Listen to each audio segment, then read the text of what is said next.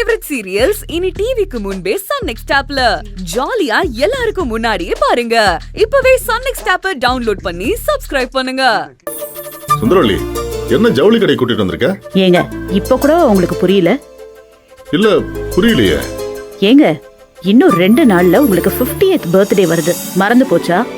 அதுக்கு ட்ரெஸ் எடுக்க தான் வந்திருக்கோம். ஓ ஆமல்ல, எனக்கு சுத்தமாவே ஞாபகம் இல்ல. அது அதானே, அந்த வேலைக்காரிய பத்தி ஏதாவது ஞாபகம் வச்சுக்கணும்னா வச்சுப்பீங்க. உங்களை பத்தி உங்களுக்கு எங்க நினைப்பு இருக்கு? இத பாரு, பர்த்டேக்கு ட்ரெஸ் எடுக்கலாம் கூட்டிட்டு வந்துட்டு நீ தான் இப்ப வம்பு எழுதுற. சரி, நான் எதுவும் பேசல. உள்ள போலாமா? போலாம்.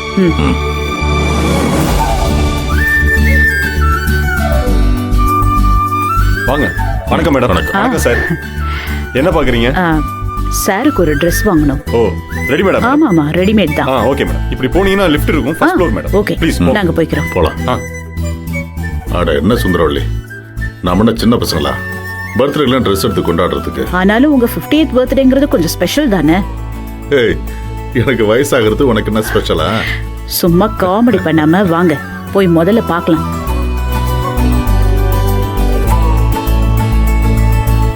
போங்க.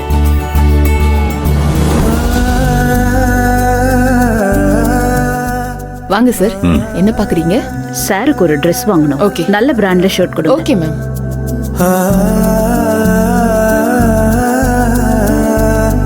இது பாருங்க.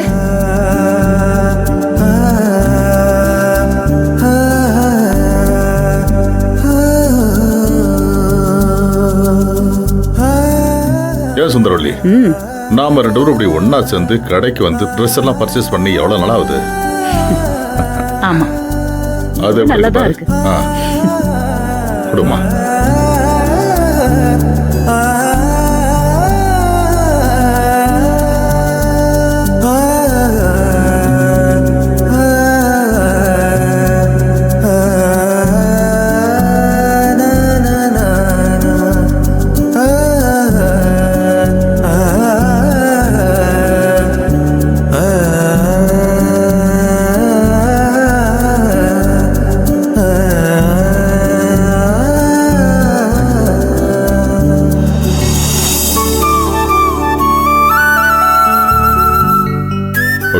நல்லா இருக்கு.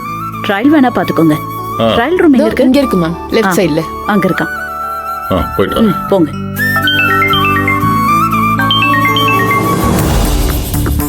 ஹலோ. சொல்லுங்க. நான் இப்பவே அதுல என்ன டைப் பண்ணுங்கறத மெசேஜ் பண்றேன், நீங்க பாத்துக்கோங்க.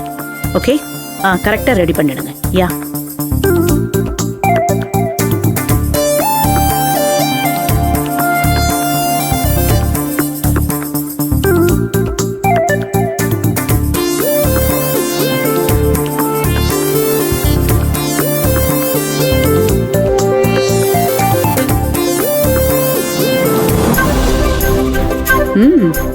எப்படி இருக்கு? என்ன இந்த கலர் போட்டு வந்திருக்கீங்க? அது இந்த கலர் என்கிட்ட இல்ல, அதான் ட்ரை பண்ணி பார்க்கலாம்னு. உங்களுக்கு பிடிச்சிருக்குல்ல? ஓகே தான். ஓகே, நல்லதா இருக்கு. இது கூட கொஞ்சம் செலக்ட் பண்ணிருக்கேன் பாரு. சரி, அப்ப இதையும் சேர்த்து பில் பண்ணிடலாம். Bill okay ma'am. சரி, போலாம்.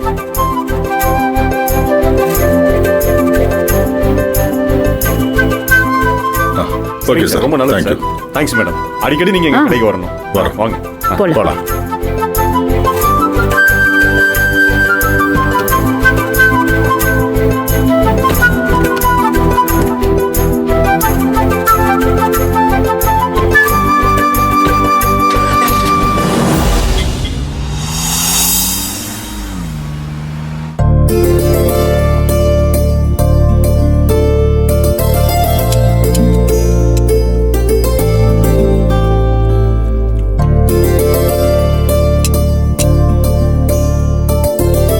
என்னென்ன அப்படி பாக்குறீங்க? இல்லத்தா, அது என்னன்னா, ஒன்னு நினைச்சு இந்த அண்ணன் சந்தோஷப்படுறதா இல்ல கவலைப்படுறதான்னு ஒரே குழப்பமா இருக்குதா? ஏன் அப்படி சொல்றீங்க? முன்னாடிதான் நான் அழுதுட்டே இருப்பேன், உங்ககிட்ட கூட புலம்பிட்டே இருப்பேன். இப்ப அப்படி கிடையாது இல்ல. இப்ப எதுக்கு நீங்க என்ன பார்த்து கவலைப்படணும்?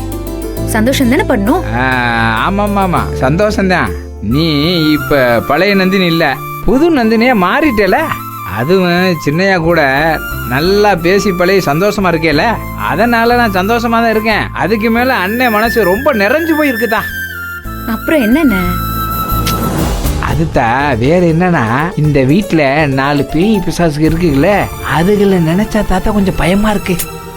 விடுங்கண்ணே, பாத்துக்கலாம். ஏத்தா, உனக்கு இருந்தாலும் பயங்கர தைரியம் தாயி. அதுவும் சின்னையா சாப்பிட்ட தட்டுல நீ உட்கார்ந்து சாப்பிட்டத சுந்தரவல்லி அம்மா நேருக்கு நேர பார்த்துட்டு எதுவும் சொல்லாம போனாங்கள, அதை நினைச்சு கூட உனக்கு துளி கூட பயம் இல்லையா? அண்ணே, நிஜமாவே அதை நினைச்சு எனக்கு உள்ளுக்குள்ள பயமா தான் இருக்கு. எப்பவும் போல காச்சு மூச்சுன்னு சத்தம் போட்டிருந்தா கூட ஒண்ணுமே தெரிஞ்சிருக்காது. ஆனா இவங்க ஒரு வார்த்தை கூட பேசாம முறைச்சிட்டே போயிட்டாங்களே. அதான் என்ன பண்ண போறாங்களோன்னு திக்கு திக்குன்னு இருக்கு. அத்தாடி, என்னோட கவலையும் அதான்த்தா. இத ஒரு பிரச்சனையாக்கி உன் நிம்மதியை கெடுத்துருவாங்களோன்னு என் மனசுக்கு தோணுதுத்தா. ஏன் சொல்றேன்னா, ஒரு பிரச்சனை வரும்போது ஒருத்தன் டக்குன்னு கோவப்பட்டு மனசுல இருந்து வெளிப்படையா பேசிட்டான்னு வச்சுக்க, அவனை நம்பலாம். அத்தா, இங்க பாரு தாயி, ஆனா உள்ளுக்குள்ள எல்லாத்தையும் தேக்கி வச்சுக்கிட்டு யானை கொட்டாச்சி மாதிரி மனசுக்குள்ள வச்சு பேசுறான் பாரு, அவன் தான் பழி வாங்க காத்துக்கிட்டே இருப்பான். அவனை மட்டும் நம்ப கூடாதாயி. சுந்தரவல்லி அம்மாவை அப்படி சொல்லிட முடியாதுல்ல. அவங்க எப்பவும் டக்கு டக்குன்னு சண்டை போட்டுருவாங்களே. ஏத்தா, இந்த வட்டம் ஏன் சண்டை போடல? ஏன் எதுக்கு அமைதியா போன? இத்தனைக்கும் நீ சின்னையா சாப்பிட்ட தட்டுல சாப்பிட்டுருக்க. அப்படின்னா அவடுதான் உன் புருஷன்னு நீ மனசார நினைக்கிறேன்னு தானே அர்த்தம். ஆனா அவங்கள பொறுத்த வரைக்கும் இன்னும் நீ இந்த வீட்டோட வேலைக்காரி தான் நினைச்சிட்டு இருக்காங்க. அப்புறம் ஏன் அமைதியை விட்டுட்டு போகணும்? ஆத்தா, அவங்க ஏதோ ஒரு திட்டம் போடுறாங்க தான், அதனால தான் அவங்க அமைதியா போயிட்டு இருக்காங்க. யாரையும் நம்ப கூடாது, இவங்க எல்லாம் விஷப்பாம்புக. ஏன்னா இப்படி பயமுறுத்துறீங்க? அம்மாடி, நான் பயமுறுத்தல, அவங்க குணம் எல்லாமே அப்படிதான். நீ வாழ்க்கையில சூதாம இருந்துக்குன்னு அண்ணன் சொல்ல வரேன், புரியுதா? டெய்லி பாடம் எடுக்க வேண்டியது. பேச வாத்தியார் வேலைக்கு போயிருக்கலாம்.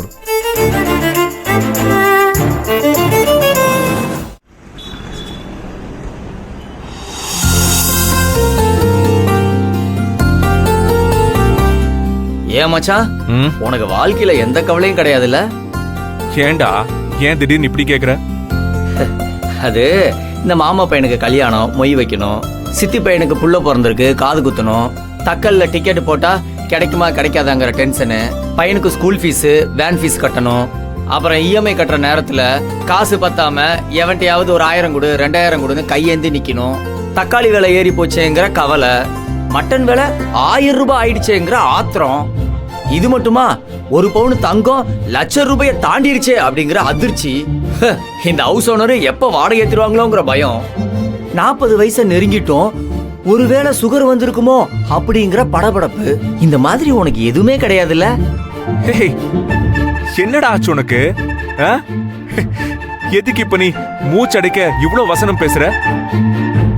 பிறந்தா உன்ன மாதிரி பிறக்கணும் மச்சான்.